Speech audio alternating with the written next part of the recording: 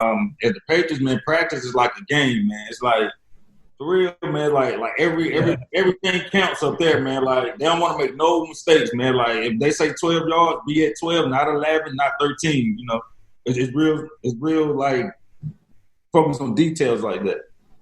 And here's something I think a lot of fans want to know: how is Tom Brady's personality? Like, how is Tom being as a teammate? Man, Tom cool, man. Tom one of the best teammates you could ever have, man. Tom is a great guy, man. He take care of the players too, man. I love Tom Brady. What is it like playing for Bill Belichick, though, bro? Like, what is he like as a locker room? Like, in a meeting, like, what is Bill Belichick like? You know, is he like a real straightforward guy? Is he a guy that says a lot, or is he just a guy that's just, you know, like you know how like different locker rooms? I know, for instance, Coach Doug. I like Doug Marrone a lot. He's really like, you know, real intact with the players. You know, he's always trying to like find a way to make sure, like, because you know how it is in the league, and it's game 10. And, you know, like he might give you an extra 30 minutes. You appreciate everything. Like the extra 30 minutes, like how is Bill Belichick, you know, like what do you like, how do you feel about him?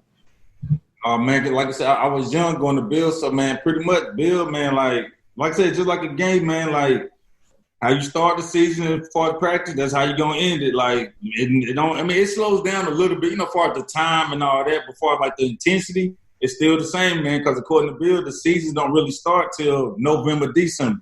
For sure. Man. Okay. That makes a lot of sense then. But it's cool, though, man. Bill, you know, for the most, I mean, Bill's a serious guy, but, you know, really, man, Bill, he funny, man. He love to joke. Bill's a great guy, man. Okay. Yeah, you know, it's crazy because, you know, everybody have, like, what they think about people, you know, but it's a difference when you actually been in the locker room with somebody and you've had him around and had him as your coach, you know. Right. So now from the Patriots, you end up going to my favorite team. You see the shirt. It's crazy. I'm like the only Bengals fan in North Carolina. Yeah. So when you got picked up by the Bengals, I remember running around my house like happy as hell. Like my favorite player just got picked up by the Bengals. Like, so it's crazy. Talk about it. What it was like when you went to Cincinnati, and then you know you guys had a bunch of success. Oh yeah. When I got to Cincy, man, coming from New England, it was a little different. Like Coach Lewis is like your coach, Will. He's like a player's coach. You know, he want all the players to love him, and he take care of the players.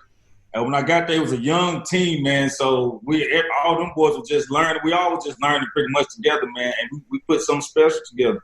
Went to the playoffs like 5 years in a row, but we lost the first round, though, man. But it was still special for the city, though. A lot of people don't realize, too. I think it was 2015. That team y'all had that started like 8-0. Like if Andy doesn't get hurt, I still say to this day, y'all had a legitimate chance of going to the Super Bowl. Hey man, I know, man. Like with my whole years there, we was always this close, man. It was always something.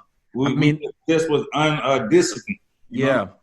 That offense was crazy. Like Eifert, Sanu, Marvin Jones, AJ Green. You had Gio in the backfield, Jeremy. Like it was just crazy, man. Yeah, they had a squad for real. At the time, we just disciplined. That's the difference between the Patriots and like a team like that. You know, the discipline. Discipline, yeah, and it's crazy because so that's like you get into NFL locker rooms and a lot of coaches preach that, you know, and even a lot of coaches even use the Patriots as an example of being the guys in the locker room that played for them and stuff. Like, you know, they say like, okay, why do the Patriots win and why do the Patriots this, why do the Patriots that? It's just being disciplined. Even if you don't have the best players, you know, they talk about how I'd rather have a person that comes to work and does his job every day than somebody that come in it's on one day and off the next, you know. Consistency, you know, that's what the league's about, Will. It's all about consistency, man. Yep. But speaking of the Bengals, your time with the Bengals, always like, you know, I never met him before, but how is AJ Green? Like, what's his personality like? I'm pretty sure everybody else would like to know too who don't know him. Nah, AJ funny as hell, man. Cool dude, man. Focus on his job and his family, man. That's pretty much all they do, man. He come to work and go home with his family, man. So AJ definitely is a great guy, man. I wish him the best too this year. For sure. He's like one of those people, like if you were talking to a rookie, you definitely say, hey, if you're a wide receiver rookie, come in and follow behind AJ Green. Like if you're following it, like don't be like him, but, you know, like kind of like have him lead you, you know what I'm saying? Because, you know, and AJ, he ain't like the most vocal. He more, you just got to see how he moves. You got to just sit back and watch him to pick up on him. You know what I mean? Exactly. Okay. Okay, for sure. He's one of those guys that you can watch. You can learn by example, just watching him, just watching how he maneuver. AJ just straight action. Just watch how he carry himself, and that's him. He is. I got you. So I know I mentioned him to you earlier too, but I got to ask you about him. What about Pac-Man Jones? I know he was like one of the guys that I looked to when I was younger, just because you always hear about Pac-Man Jones, but how is he? Because I heard he has a great personality as well. And of course, everybody know what he can do on the field. Oh, man, Pac-Man. That's my boy right there, man. He actually stay near me out here now. I'm out here in northern Kentucky, Cincinnati area, man. So me and him, we talk often, man. That's my guy right there, man. Okay. Good dude, man. I know the media portray him as one way, man, but really, man, Pac-Man a good dude, man. Good heart. For sure. That's dope, man. So from there, after your time in Cincinnati, you end up signing with the Buffalo Bills and playing up in Buffalo for 2 years. Talk about what it was like, playing with Tyrod Taylor, and you were with Rex Ryan at first, correct? Yeah. Okay, Cody. Hey, research. Okay. No, I do. I know my stuff. Oh yeah. He a walking ESPN, no doubt. Well, see, his whole life been football, man. That's it. No doubt. But yeah, going to Buffalo, man, it was another little culture shock. It's a different area up there, man. But getting there with them guys with another young team. And Buffalo hasn't been to the playoff, I think, like 26 years before I got there. You know what I mean? Yeah. I got there with Rex Ryan, which is how he is on the media. That's how he is. Rex cool. He's kind of wild, but he's a cool dude. And he always take it for his players. He always take it for his players no matter what. You know what I'm saying? So, but then when I get there, man, the Rex, he ended up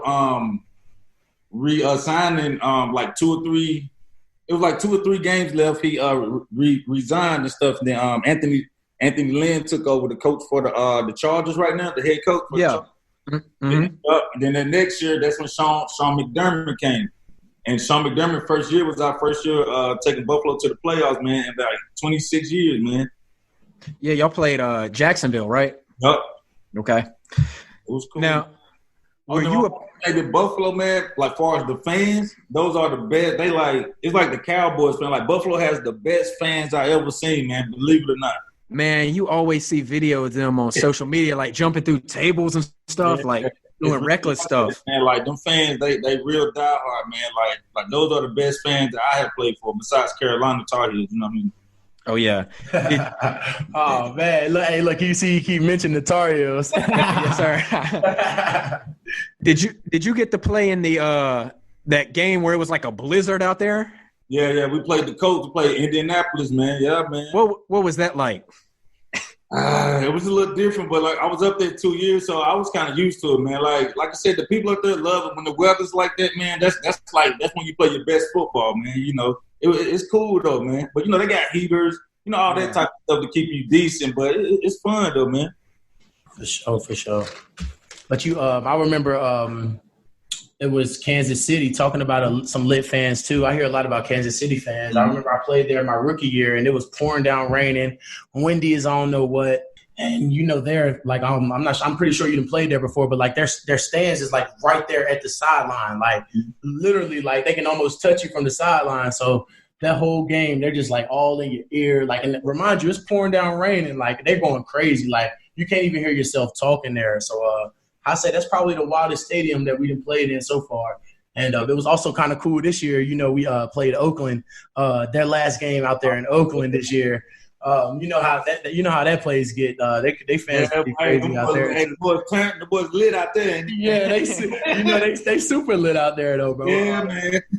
And for the last game and everything, they was beating us the whole game, bro. And then like fourth quarter, Minshew just started going off. We handed a few times to Leonard.